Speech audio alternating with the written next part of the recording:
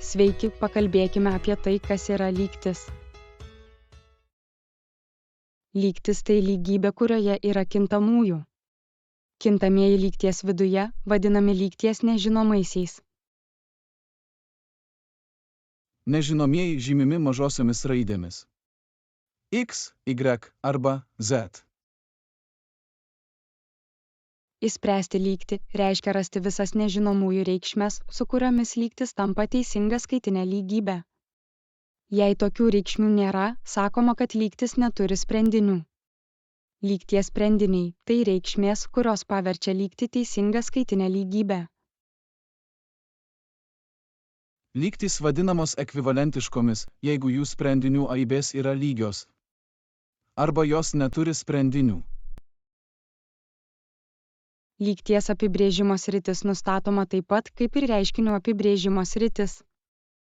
Ypač svarbu atsižvelgti į apibrėžimo sritį, sprendžiant trupmenines lygtis. Svarbu, kad trupmenos vardiklis negali būti lygus nuliui.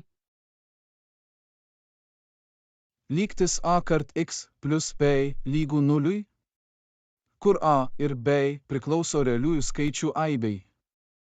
Vadinama tiesinė arba pirmojo laipsnio lygtimi. Pavyzdys. 3 kart X plus 4 lygu 10. Lygtis A kart X kvadratu plus B kart X plus C lygu nuliui, kur A nėra lygu nuliui, vadinama kvadratinė lygtimi. Pavyzdžiui, 4 kart X kvadratu minus 8 kart X plus 4 lygu 64. Lygtis, kurią matote skaidrėje, vadinama n-tojo laipsnio lygtimi. Tai tokia lygtis, kur nežinomasis gali būti bet kurio laipsnio, pavyzdžiui, 3 ar 5. Pavyzdys galėtų būti toks. 3 kart x kubu plus 4 kart x kvadratu plus 5x plus 3 lygu nuliui. Lygtis, kurioje yra trupmeniniai reiškiniai su nežinomuoju vardikliuose, vadinama trupmeninė lygtimi.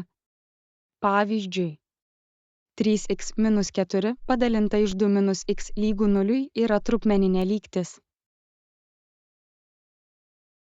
Lygtis, kurioje nežinomasis yra po šaknies ženklų, vadinama iracionaliąja lygtimi.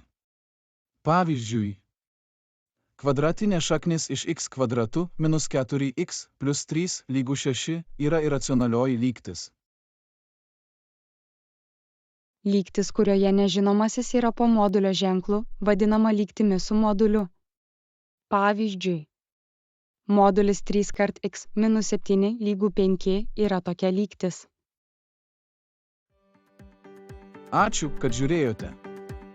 Nepamirškite užprenumeruoti kanalo naujienas. Iki pasimatymų.